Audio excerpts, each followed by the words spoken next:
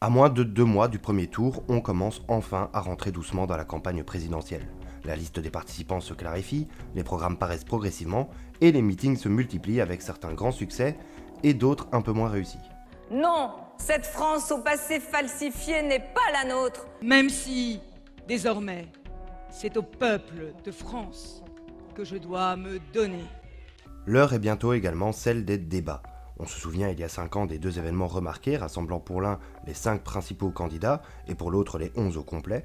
Ce fut alors un tournant dans la campagne qui permit de voir ce que les participants valaient entre eux, comment ils pouvaient confronter leurs idées et ce fut également l'occasion pour certains de se démarquer avec quelques phrases bien placées.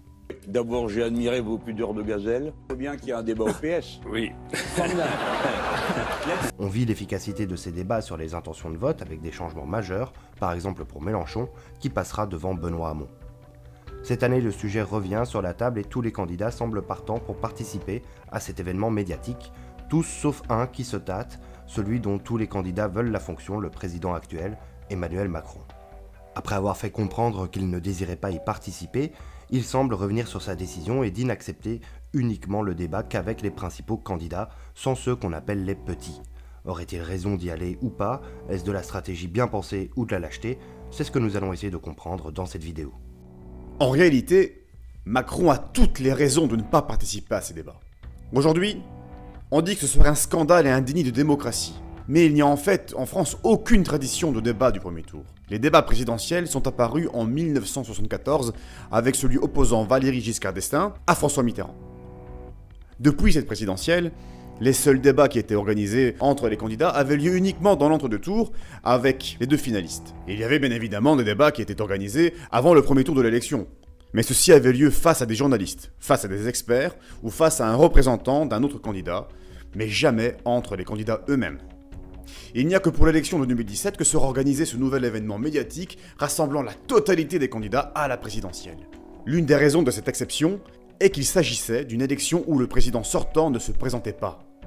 On le sait, le président en France a un statut particulier de par sa fonction quasi monarchique, et ce statut le met en position de force par rapport à ses concurrents. Accepter un débat l'opposant à l'ensemble des candidats reviendrait à leur accorder un statut égal au sien. Et s'il est compréhensible de penser qu'une fois qu'un président veut renouveler son mandat, il devient en partie un candidat comme les autres, il n'en demeure pas moins qu'il n'est pas comme les autres.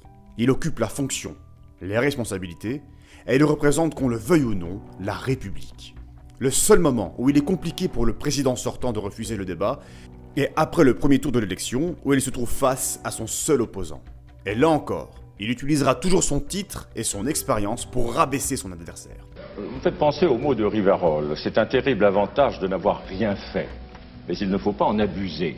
En effet, vous gérez le ministère de la Parole, ceci depuis 1965 ou depuis 1974. Moi, j'ai géré la France. Mais vous avez tout à fait raison, monsieur le Premier ministre. Si Macron accepte un débat à 5, ou avec tous les candidats, il leur donnerait donc à tous le statut de présidentiable, ce qui stratégiquement lui serait nuisible. De plus, ce serait pour lui une épreuve particulièrement difficile, car nul doute qu'il serait la cible privilégiée de tous ses adversaires. Déjà en 2017, alors qu'il était en tête dans les sondages, il fut la principale cible des autres candidats. Il n'en demeure pas moins qu'il y a quelques années, il n'y avait pas de burkini sur les plages. Je sais que vous êtes pour, monsieur Macron, mais il n'y en avait pas. S'il vous plaît. Et chaque année... Madame Le Pen, vous serez gentille. C'est ce que vous avez déclaré, non? Je ne vous fais pas parler, je n'ai pas besoin d'un ventriloque. Je vous assure, tout va très bien. Je pense que c'est pour moi, donc je vais me permettre d'intervenir. On devient fonctionnaire, et puis on passe, on devient banquier, puis on redevient politique. Je crois que c'est encore non, pour mais moi. Non, mais... J'aimerais d'ailleurs que M. Macron nous dise ce qu'il en pense. Je suis d'accord avec vous sur ce dernier point. Ah, vous êtes toujours d'accord avec tout le monde? Non, ça n'est pas vrai. Il s'en était assez bien sorti, mais nul doute que si le débat devait à nouveau avoir lieu aujourd'hui, les attaques seraient encore plus nombreuses et acerbes. Si Macron les contre bien et parvient à se positionner au-dessus du débat, il en ressortirait grandi et conforté dans ses intentions de vote. Mais ça resterait particulièrement risqué pour lui de participer à un débat où il serait la cible principale de tous les participants. Cependant, il est plus que probable que Macron participera malgré tout à un débat avec les autres candidats.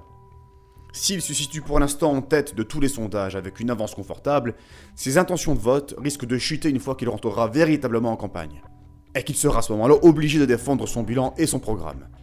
S'il reste trop longtemps à distance de la campagne, celle-ci se fera sans lui et risquera de privilégier ses adversaires. C'est ce qu'il se passait dans une certaine mesure avec Charles de Gaulle en 1965, alors qu'il était certain de remporter l'élection dès le premier tour. Le général n'avait pas souhaité utiliser son temps de parole dans les médias. Il fut alors surpris, lors du résultat du premier tour, de voir qu'il avait été mis en ballottage avec François Mitterrand. Il fut alors obligé de rattraper la situation en accordant plusieurs interviews dans l'entre-deux tours pour assurer sa victoire. Alors bien évidemment, Macron utilisera l'intégralité de son temps de parole de candidat, auquel il pourra même ajouter sa parole officielle de président et celle de son gouvernement, qui ne sont pas comptabilisées. Mais s'il persiste à vouloir rester en dehors du débat public, celui-ci se fera contre lui et impactera ses intentions de vote. Bien sûr, l'idéal pour Macron serait d'envoyer au débat un représentant qui serait probablement le président de la République En Marche, Christophe Castaner. Mais il y a fort à parier que les autres candidats n'accepteraient pas un débat dans ces conditions. De plus, la majorité des Français veulent qu'Emmanuel Macron participe en personne à ce débat. Macron se retrouve donc dans un choix difficile qui sera dans tous les cas à double tranchant pour lui. Participer et se faire assaillir, ou rester à distance et en subir les conséquences. La meilleure option est sans doute d'accepter un débat en comité restreint, si l'on peut dire, avec les principaux candidats, mais dans ce cas, le plus difficile sera de sélectionner ces candidats.